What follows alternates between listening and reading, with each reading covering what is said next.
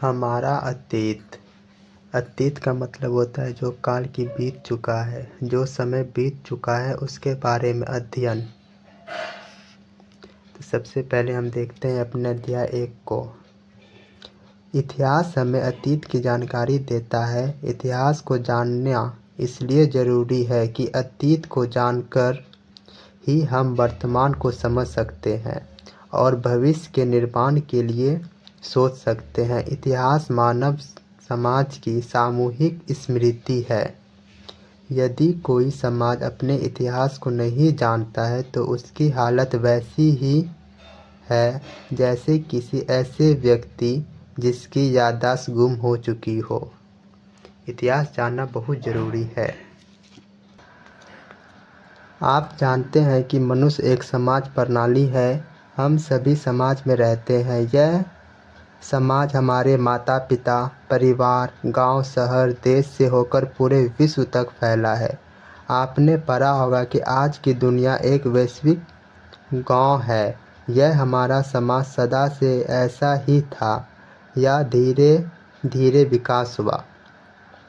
तो यहाँ पे एक सवाल आता है, क्या हमारा समाज पहले से ऐसा था या धीरे धीरे विकास हुआ?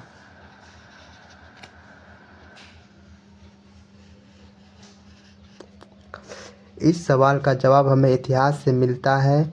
आप यह भी जानते होंगे कि इतिहास का संबंध अतीत के उस काल से है जिसके बारे में हमें निम्नलिखित साक्ष्य मिलते हैं।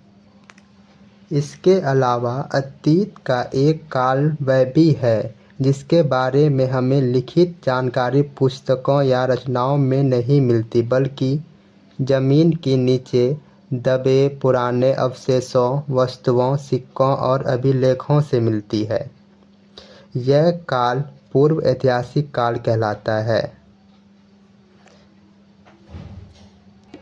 पूर्व ऐतिहासिक काल का मतलब यह होता है कि प्राचीन काल में हमें जिनकी सूचना किताब या पुस्तकों से नहीं मिलती थी, बल्कि ज़मीन के नीचे खुदाई करने से पुराने अवशेषों, वस्तुओं, सिक्कों और अभिलेखों से मिलती थी। तो जिनके द्वारा हमको प्राचीन इतिहास के बारे में पता चलता था, उन्हें हम ऐतिहासिक काल कहते हैं। बहुत से ऐसे समाज भी हैं, विशेषकर कबाली या जनजाति समाज हमारे साथ इसी युग में जी रहे हैं, लेकिन उनका इतिहास कभी लिखा नहीं गया। उनके बीच जो किंवदंतियों, किस्से, कहानियाँ, रीति रिवाज प्रचलित है, उन्हीं के माध्यम से हम ऐसे समाज का इतिहास जानते हैं। तो आपको यह अंदाज़ा हुआ होगा कि इतिहास को जानने के साधन या स्रोत अनेक हैं और विभिन्न प्रकार के हैं। इन्हीं तमाम साधनों या स्रोतों के आधार पर इतिहासकार हमें अतीत के बारे में जानकारी देते हैं। मनुष्य की उत्पत्ति कैसे हुई? तो इतिहास में बताएगा मनुष्य की उत्पत्ति कैसे हुई, उसने कैसे साथ मिलकर रहना आरंभ किया, कैसे अपने जीवन की ज़रूरत पूरी की, कैसे शिकार करके और कंद मूल इकट्ठा करके अपना भोजन पाया, कैसे खेती करना सीखा, गुफाओं से निकलकर मकान बनाकर उसमें रहना शुरू किया, कपड़े पहनना आरंभ किया, आग के उपयोग को जाना, औजार हथियार बनाए, दूरस्थ स्थानों तक यात्रा के लिए सवारी का उपयोग सीखा, व्यापार किया, मुद्रा का उपयोग आरंभ किया, राज्यों और साम्राज्यों का गठन किया, उनका शासन चलाने के लिए नियम कानून बनाए, कैसे साम्राज्य संगठित हुए और धीरे धीरे बिखर गए, उत्थान और पतन का चक्र किस प्रकार चलता रहा। इन सब बातों की जानकारी आप इतिहास से प्राप्त करते हैं। आपकी पाठ्य पुस्तक इसी संबंध में आपको जानकारी प्रदान करेगी। मतलब ये किताब हमको बताएगी कि इंसान ने कैसे जीना प्रारंभ किया। सबसे पहले आप इतिहास की पृष्ठभूमि अर्थात उनकी बुनियादी बातों को समझेंगे किसी भी मानव समूह या समाज का विकास एक निर्धारण स्थान पर होता है। किसी भी मनुष्य समाज का निर्धारण स्थान पर होता है। इस विकास में स्थानीय परिस्थितियाँ, भौगोलिक स्थिति, पर्यावरण की विशेषताएं सभी का योगदान होता है। कभी आपने विचार किया है कि नदी घाटियों में ही आरंभिक सभ्यताओं का विकास क्यों होता है? नदी घाटियों में ही आरंभिक सभ्यताओं का विकास क्यों हुआ? आप ध्यान देंगे कि नदियों के किनारे ही उपजाऊ भूमि का बहुमूल्य था। नदियों के किनारे ही उपजाऊ बहुमूल्य था। यहाँ खेती का काम आसान था। नदियों के रास्ते व्यापार की भी सुविधा थी। ऐसे ही अनेक परिस्थितियाँ सभ्यताओं के विकास में सहायक होती है। पर्यावरण हमारे रहन सहन, खान पान, वेशभूषा को प्रभावित करती है। मैं जितना भी ओवर राइट कर रहा हूँ वो सब बहुत इम्पोर्टेंट लाइन है सभी एग्ज़ाम के लिए। चूँकि अभी आप भारत के प्राचीन इतिहास के बारे में पढ़ रहे हैं, इसलिए भारत में कहाँ कहाँ आरंभिक सभ्यताओं का विकास हुआ और वहाँ की भौगोलिक परिस्थितियाँ क्या थी, इसे जानने आपके लिए बहुत ज़रूरी है। फिर आप कालक्रम के संबंध में जानेंगे।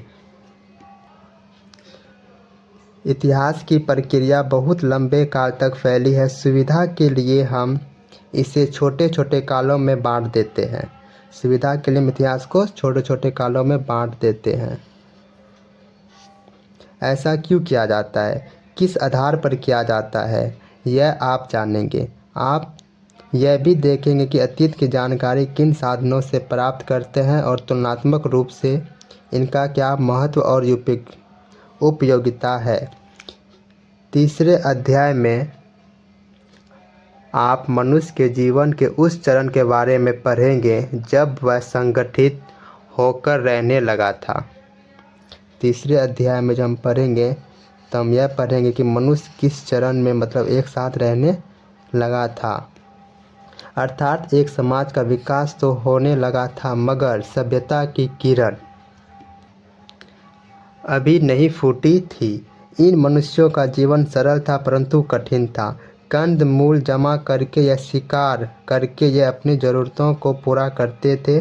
फिर इन्होंने अपनी सुविधा के लिए पत्थरों के औजार और हथियार बनाने शुरू किए।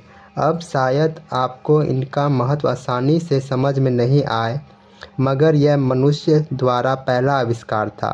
उसी तरह आग का उपयोग मनुष्य ने सीखा। यह भी एक महत्वपूर्ण खोज की थी क्योंकि मनुष्य के जीवन में मौलिक परिवर्तन था। अब वह अपना खाना पकाकर खाने लगे, खुद को आग से, ठंड से और जानवर से बचाने लगे। उनके जीवन का स्तर पहले से उन्नत हुआ। चौथे अध्याय में आप संगठित सामाजिक की जीवन शैली को समझेंगे।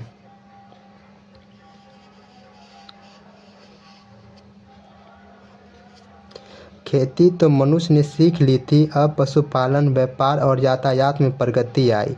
स्थिर और सुखी जीवन ने सोच विचार के लिए अवसर प्रदान किए। जीवन का अर्थ और महत्व को समझने लगे। जीवन की कल्पना करने की क्षमता बढ़ी।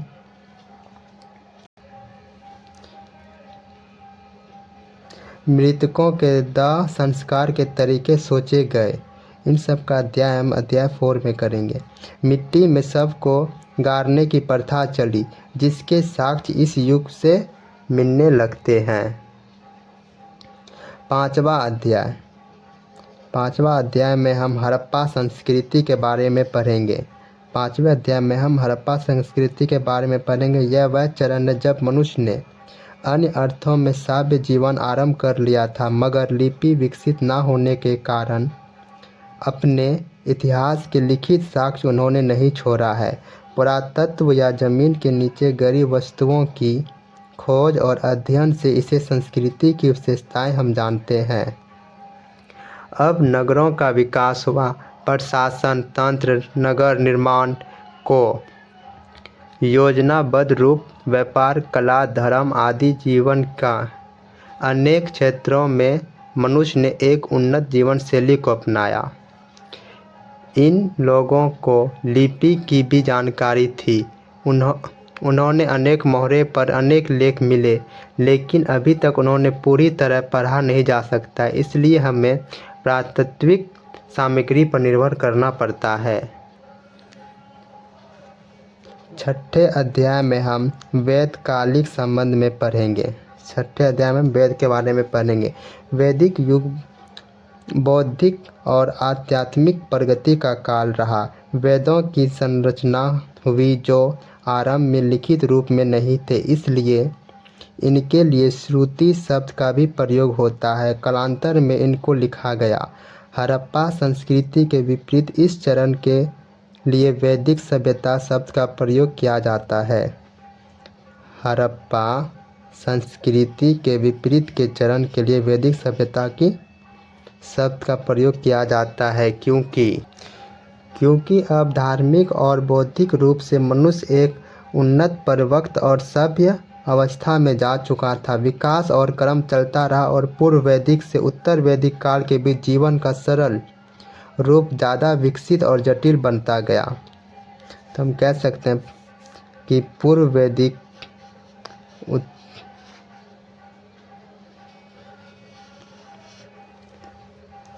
सातवां अध्याय उस चरण को दर्शाता है जब भौतिक जीवन और बौद्धिक जीवन दोनों में प्रगति का एक समन्वित रूप सामने आया। राज्यों के विकास का क्रम आरंभ हुआ और इससे संबंधित सैनिक, प्रशासनिक और राजनीतिक गतिविधियां आरंभ हुई। दूसरी ओर धर्म और दर्शन के क्षेत्र में नए विचार उत्पन्न हुए। बौद्ध और जैन धर्म के रूप में नई विचारधाराएं उत्पन्न हुई। इनका प्रभाव भारत ही नहीं विदेशों पर भी पड़ा। कैसे विदेशों पर भारत का सारा प्रभाव पड़ा, ये हम आगे के अध्याय 7 में पढ़ेंगे। इस बौद्धिक विकास के संबंध में आप 8वें अध्याय में पढ़ेंगे। आपको शायद यह पता नहीं हो कि इस चरण में बिहार का क्षेत्र भारत का सबसे महत्वपूर्ण क्षेत्र बिहार बना। विश्व के प्रथम गणराज्य की और भारत के पहले साम्राज्य की स्थापना बिहार में हुई। इसी तरह बौद्ध और जैन धर्म की उत्पत्ति का केंद्र भी बिहार ही था। अध्याय 9 में आप मौर्य साम्राज्य का इतिहास पढ़ेंगे। विशेषकर अशोक महान की उपलब्धियों से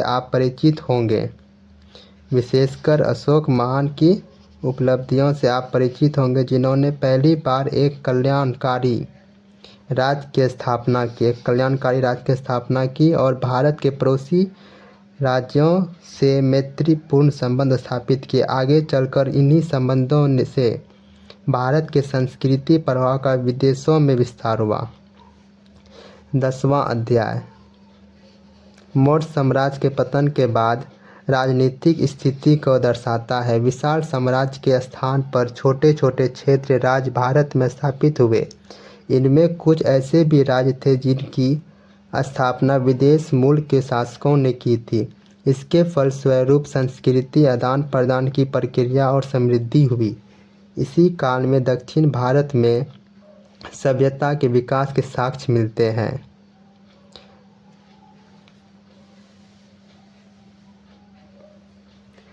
11वां अध्याय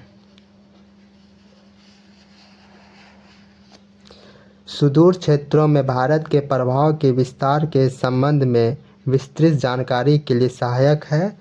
आप यह जान सकेंगे कि किस प्रकार बौद्ध धर्म और उनके प्रभावाधीन कला और शिल्प के क्षेत्र में नई परंपराओं का विकास हुआ। 12वें और 13वें अध्याय में आप भारत में होने वाली राजनीतिक, प्रशासनिक, आर्थिक और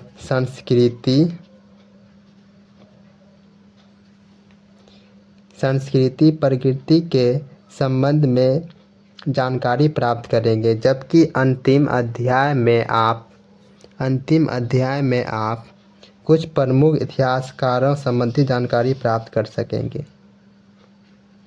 यह हमारे सिलेबस का पूरा विस्तार से बताया गया है कि किस अध्याय में आपको क्या पढ़ाया जाएगा।